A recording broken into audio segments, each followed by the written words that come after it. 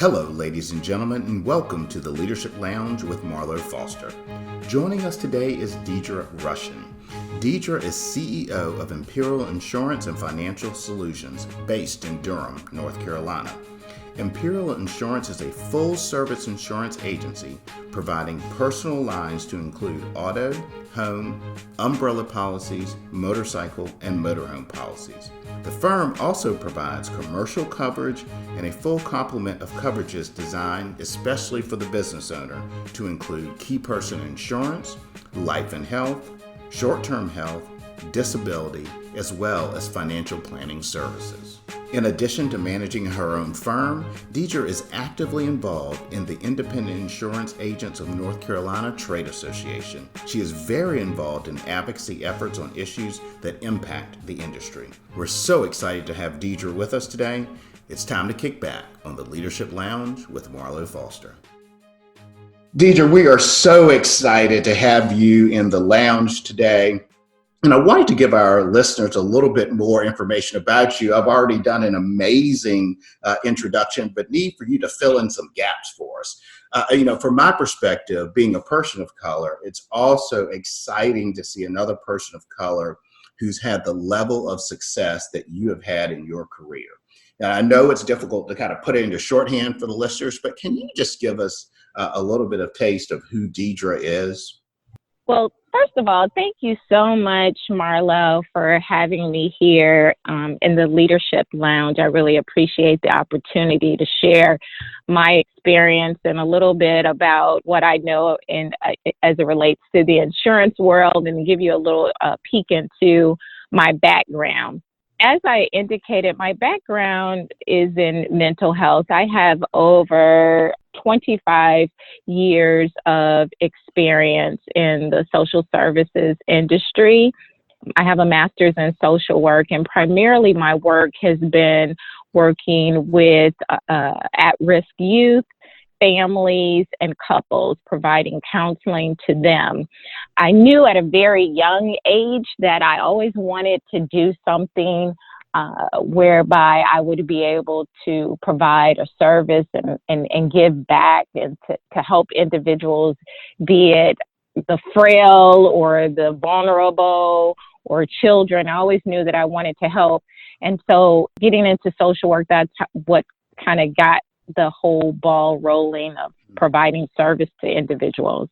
And so, so that's really interesting because a lot of people would say, all right, a social work background, and then all of a sudden, or maybe it's not all of a sudden, how do you transition to owning your own agency and that sort of thing? How does that work? Yes, that's really interesting. I get that often. A lot of people will ask me, you have a background in social work. How did you get into sales and insurance? Well, really, when you look at them, they kind of mirror because in social work, you're providing a service. You're listening, you're finding out what the needs are, and then you're putting services in place to meet that need. And that's the same thing with insurance. You're listening to your customer, your client, finding out what their pain points are, and then providing a product, in this case, to fit the needs of what they're needing for their particular situation. For me, it was an easy transition because I used those skills from social work, having good active listening, building rapport. Those types of skills are transferable when you're working with a client because a lot of times people are kind of shy away from insurance. They think it's a racket, it's a way to, get over on people. But if you genuinely show that you're concerned, you care, and you're trying to find a product that's going to make their lives a little easier, a little less stressful, and you show that in a genuine way, it takes away some of that salesy feel from it and make it more about being customer friendly. Now, you are CEO of Imperial Insurance and Financial Solutions. And so, everybody has this feeling of glamour as it relates to being a CEO and owning your own company. Can you give us just a feel for a day in the life? When you walk into your office in the morning, what does your day look like as the chief executive?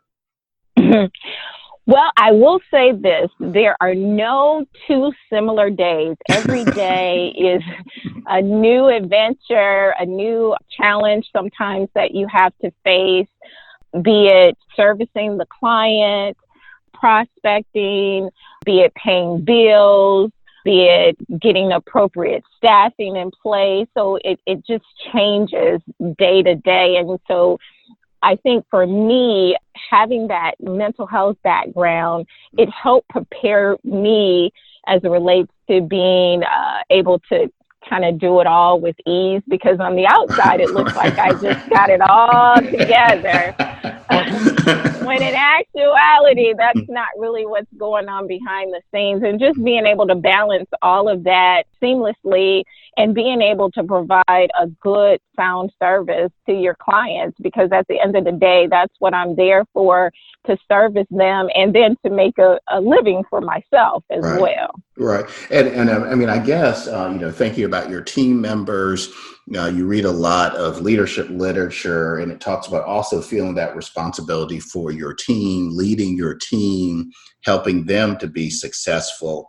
That's got to also be additional pressure as a CEO, would you say? Yes and no. The reason I say that, for me, I lead by example. So I don't do or ask anything of my employees that I wouldn't do myself. So I'm always cognizant of what I'm doing, what message I'm sending when we're servicing our clients. What message are we sending? Are we like, oh, we really don't want to be bothered when we answer the phone? So I'm always cognizant of what I'm doing as the leader to set the example for my team. And I think it makes it a little bit easier for them to follow, because it's not like I'm just this dictator telling them what to do and then I'm not doing it or following it myself. So I do what I would have them to do as well, if that makes sense. Oh, no, that's perfect. I mean, I think that's leadership 101, that you have to be willing to lead by example, because no one's a leader if they don't have individuals following them. And the only way to have individuals following them is if they truly buy into your leadership and your leadership style. So I think that's absolutely wonderful. Exactly. So thinking about your business, and I want to get into some key pieces of advice that you would give someone starting their business. But first, how much time, what's the ratio of time you spend running your business, running the day-to-day versus planning for the future growth, new opportunities? How do you think about that? On average, if I had to break it down percentage-wise, I would say 40% of my time is spent servicing my clients, because my book of business has grown tremendously from when it started in 2018. So I'm finding now that a lot of my customers are requiring more service. So I'm spending, like I said, about roughly 40% of my time doing that. The other 40% is me going out prospecting, going to networking events, doing marketing campaigns, doing presentations like this to promote my brand and the service that I'm offering. And then the other 20%, which I need to bump that up a little more, is actually being used for planning and setting my goals, both on a monthly basis as well as with us just starting a new year, kind of looking at what I'm going to do for 2020. So that's a rough estimate of kind of how I spend my time in my office and in my practice. So if you had to give one or two key pieces of advice, and I'm interested to know from your perspective whether it matters that you are a CEO of color, so a person of color starting their own business, one or two key pieces of advice that may be specific to that scenario as a person of color, or just universal, regardless of who you are when you're starting your own business. What would be some information you would share? The first thing I would say, being an entrepreneur is not for the faint of heart. You need to have tough skin. You need to be okay with hearing a no on a regular and not take it personally. I think it's very important for you to have a plan. sometimes, we're like, oh, I could do this better. I could do this, I can do that. But you need to put pen to paper and actually put out a plan, a very detailed plan of what you're going to do, how you're going to do it, how you're going to finance it. That's crucial because that's going to in turn become your Bible and what's going to lead and guide you through the process. And then it also helps you in terms of leveraging funds in the future. If you just decide you want to get a loan or you're looking to do an RFP to go after some dollars, that plan can be used for different purposes. So it's always good to have that. I think it's also good to have a plan for yourself. How are you going to manage? How are you going to pay your bills, your insurance costs? Like for me, in my situation, I'm single. I have a child, but I'm an empty nester, so it's just me. So taking care of me is a little bit easier than if I had to juggle a family, a husband, small kids. So how are you going to maintain that while you're trying to focus on getting your baby up and running, because this becomes your baby and you want it to grow and you want it to do well. So you have to spend a lot of time at it and you need to have that support. So making sure that you have someone or some individuals that you can go to for support, because entrepreneurship can be a lonely road. Many nights. We're trying to encourage, Deidre. We're not trying to make people scared of entrepreneurship. No, but it's so rewarding. It's very rewarding at the end of the day, but I just don't want to set people up for failure thinking that it's all glitz and glamour, because it's not. It's a balance. And so I just want people to be level in their thinking when they embark in doing this. And at the end of the day, you can look back and say, wow, I created a legacy, something that I can leave for my children, my children's children, for my family when I'm long gone. So that's what it's about. That is amazing. I mean, I think that's wonderful advice. And you are absolutely right. I hear from entrepreneurs. I've interviewed several on this podcast, and the thing that they say over and over and over again is just that you have to have immense intestinal fortitude, that it's not for the faint of heart, and you really just have to go get it. So I hear from a dear friend of mine, a gentleman named Joe Stewart, who works for the Independent Insurance Agents of North Carolina, that there's a rock star in their trade association's midst, and that person would be Deirdre Rushin. And so I am interested, as we learn more and more about you, for you to talk a little bit about why you're involved in the trade association, and then quite frankly, why you think it's important to step away sometimes from your day-to-day and really get involved on the advocacy front. That's a really good question. And I, believe it or not, I've been asked that question by some of my colleagues. How do I balance that and why did I do it? And for me, it's about having a voice and making your voice known in an industry that basically impacts my field, which is insurance. And so for me, I thought that was the perfect marriage to get involved in and actively be involved in the legislative portion of it that really impacts my industry. And for me, I think it also provides credibility with my clients to let them know, that I'm also fighting on behalf of them. What I do, and when I go, I'm often taking back things that have been said to me, concerns that have been said to me from my customers as it relates to, rates and what's happening with, on the roads, with the distracted driving, just things that are of concern to them, health insurance costs. And so those things I use when I go to the table. So I'm not only advocating for myself, but I'm also advocating for my clients. So for me, it's personal.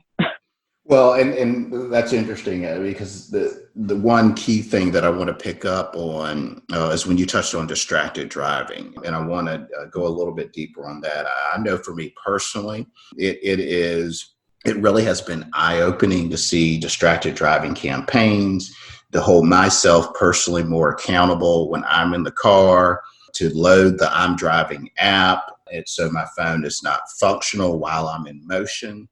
Because I think in today's society, where everybody expects you to immediately respond to that text, and don't get me wrong, Yes. I believe in being responsive, so I'm not saying that, but responsive in a responsible way. So share Right. with me a little bit more about why you have so much passion around the distracted driving issue, and I know it's been a focus of the trade association as well. Yes, and it's the bill is the House Bill 144, just for your own edification. And for me, Marlowe, it is a safety issue. It's a concern. You cannot get in your vehicle any day of the week and get on the road and not see some type of accident, and you're like, wait a minute, the sun is shining, the roads are dry. Why is that car over in the ditch?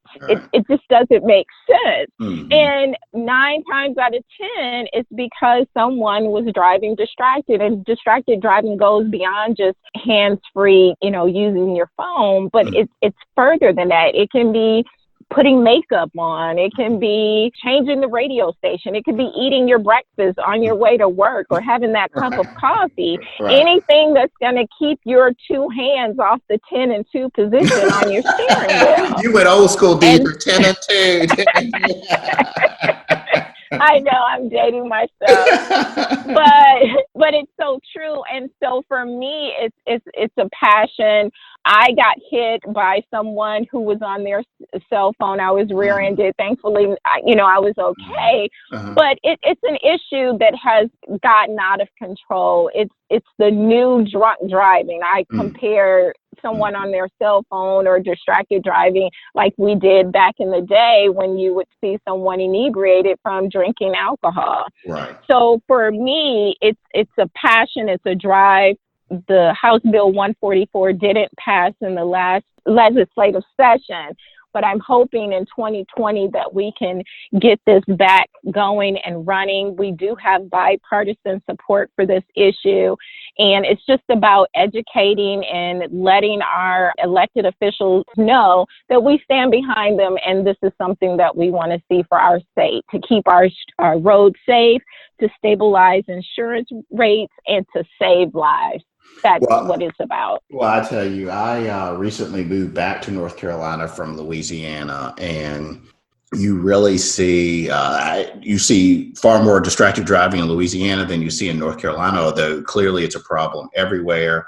And you see the impact on rates. When you look at rates in Louisiana, I relocated to Louisiana. I've never had a moving violation in my entire driving life, and my rates jumped about 30-40% just because I lived in Louisiana. Oh, wow. Louisiana with no change in my driving history.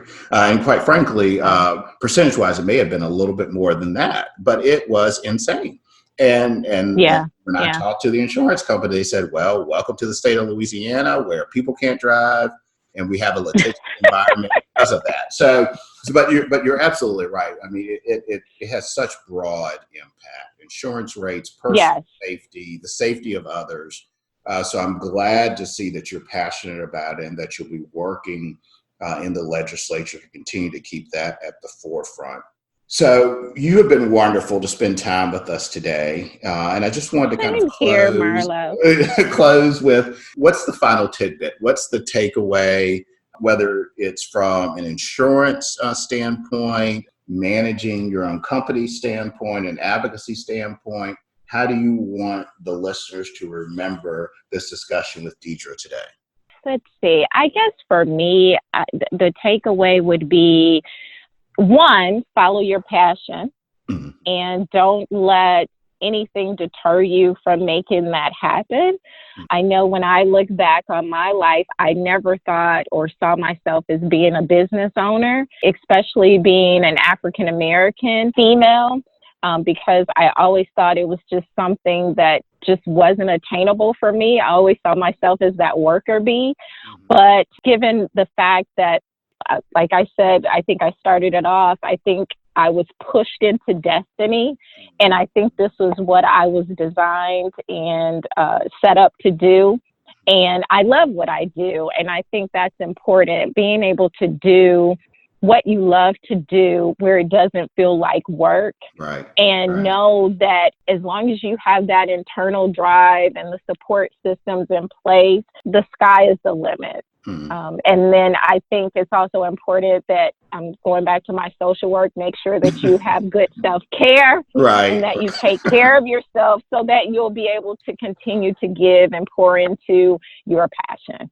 Well, Deidre, you definitely have inspired me. I made a couple of notes to myself about a couple of things I need to take care of in terms of planning and thinking about 2020. So not only you've helped with the listeners, but you've helped me personally. I want to thank you for joining us today. And once the legislative session gets going, as the distracted driver legislation gets discussed, begins to move in the legislature, I'd love to have you back to give us an update. I would love that, Marlowe. And again, thank you so much for allowing me to use your platform to share some of the wonderful things that are going on in the industry, and specifically to talk about the House Bill 144. So thanks so much. All right. Thank you. Okay. Bye-bye.